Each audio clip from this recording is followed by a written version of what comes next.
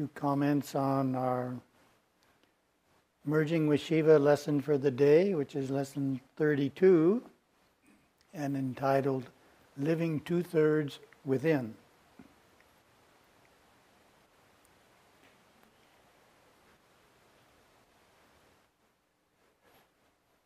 The lesson points out that the idea of meditation sounds very intriguing and going within ourselves, finding the spiritual part of our mind, inner light, inner love, omnipresence, all those wonderful qualities that are there within us. But in turning within, that's not what we necessarily find offhand. So inside of us are also our regrets about the past, doubts, emotional upsets, worries, all of that's there as well. And one of the common experiences that Gurudeva encountered was someone would be very serious about turning within in meditation. They'd practice it for a few months, and instead of running into the spiritual part of the mind, they run into these other aspects of the mind which are fairly unpleasant. And so what do? You quickly distract yourself because you don't want to face that part of yourself, and start watching more television, turn up the music a little more loudly in the room to keep you externalized all day, or whatever. Spend a lot of time on the phone with friends. The things we do to distract ourselves, to keep us from looking inside and seeing the unpleasant things that are inside. So Gurudeva has a simple key to that. He says when you go inside yourself, a very easy spiritual part of you to find is the spiritual energy that's within the spine. There's a certain power there that you can find and go to that when you go inside. In other words, we need a specific destination. That's one of the qualities of Gurudeva's approach to meditation. It's not just sitting there and quieting the thoughts or thinking about God in some way. It's having a destination in mind, a specific place we're going. In this case, the place is the spiritual energy within the spine. Therefore, when we sit down and close our eyes and meditate, instead of ending up in this miscellany of negative thoughts and emotions and concerns, we go right to the energy in the spine, and we don't experience that. Therefore, our inner life, our inner experience, is a pleasant one. It's not one that troubles us, because we've learned how to direct where our awareness goes.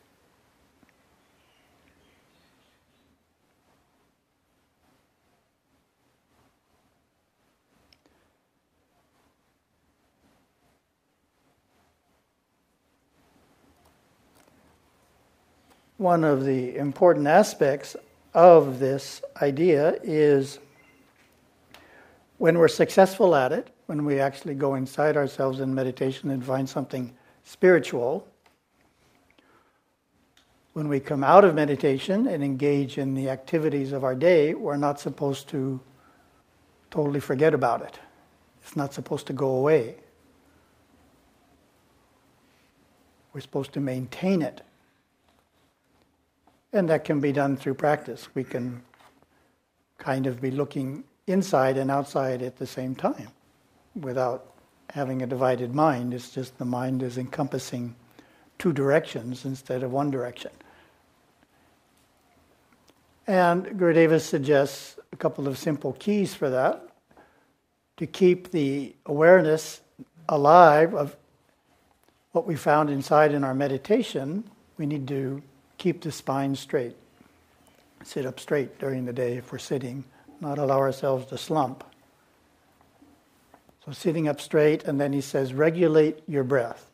So those two qualities, in other words, we're not doing a pranayama, but we're just kind of breathing from the diaphragm and breathing in and out in a natural, relaxed pattern. We don't allow our breath to become don't allow our diaphragm to become tense and therefore our breath to become shallow. That's externalizing. In fact, if you're facing something that's going to be a little more challenging than usual, an activity that's a little more challenging, the diaphragm may tighten up in anticipation. So it's good to reflect, has my diaphragm tightened up? And if it has, spend a couple of minutes, if you have that opportunity, to just relax, just breathe deeply from the diaphragm, get it relaxed, and therefore the tension goes away, along with the apprehension about what we're doing, because tension and apprehension come together. Relaxation and lack of apprehension come together. There's two other keys I want to add. They aren't in the lesson, but I found them very helpful. One of the easiest ways to forget about the inner that we experience during our morning meditation is excessive talk. We're just talking all day long. Talking all day long is very externalizing. It just draws you out and out and out. And of course, we need to find a balance. We can't be socially awkward by not talking enough. That's not the point. But we don't have to talk to excess either. We can talk and find some time where we don't have to talk.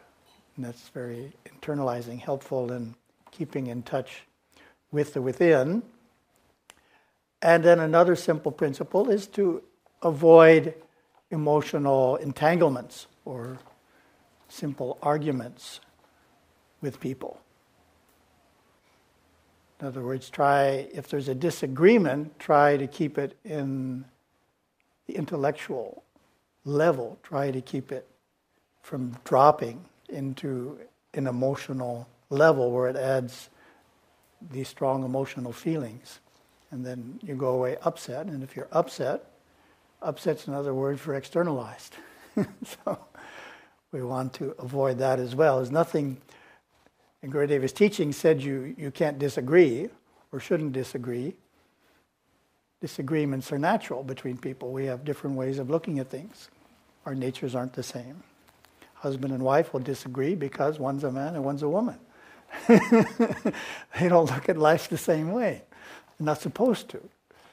So disagreements are natural, but it's how we handle them that's the important thing. We want to keep them polite and courteous, and just like we would at work. If we had a disagreement with someone, a coworker, we couldn't let it become an argument.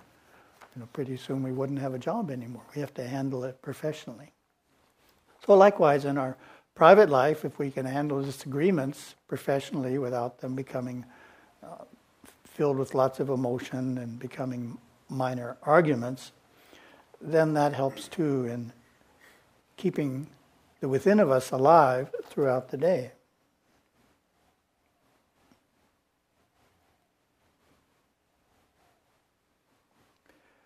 Gurudeva gives a related suggestion. If we find ourselves stuck in an area of the mind, sometimes we end up in worry, for example, or some negative thinking, or some petty concern, and we can't seem to stop thinking about it.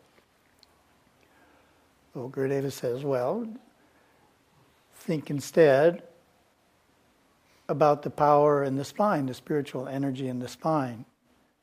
If you're not quite feeling it, you can move your spine back and forth. Obviously, if the spine moved, energy was used to move it, right?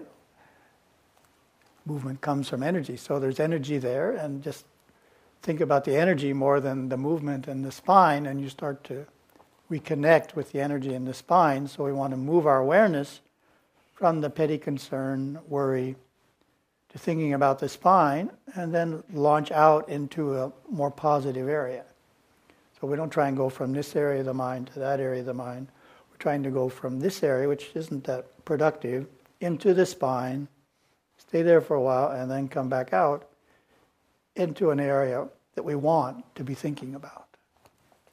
Thank you very much. Om Namah Shivaya.